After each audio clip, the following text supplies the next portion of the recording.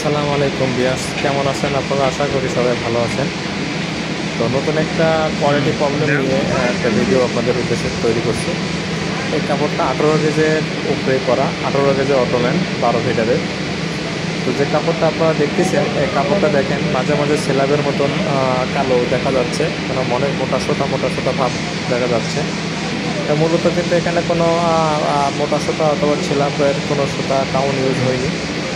তো এই যে সেলাবের যেটা মতো দেখছেন লাগতেছে। মার্কিং করা।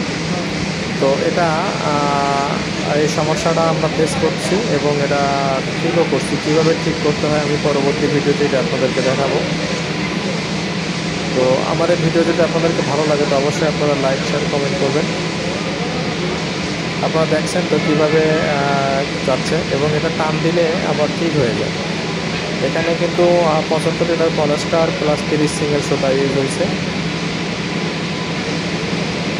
দেখে আমি দেখাবো যে কীভাবে কাপড় টান দিলে ঠিক হয়ে যায় বেশি এবং সমস্যাটা সমস্যাটা কি আপনারা এখন নিয়ে আইছে, রিভাইজ করে নিয়ে কমেন্ট করে আইছে। জানাবেন আচ্ছা ঠিক আছে। যে এটা কী ধরনের সমস্যা হতে পারে, কোন জায়গায় কাজ করে এটা ঠিক হবে। দেখি আপনাদের সাথে আমারটা মেলে কিনা। এই যে দেখেন টান দিয়েছে, ঠিক হয়ে গেছে। দেখছেন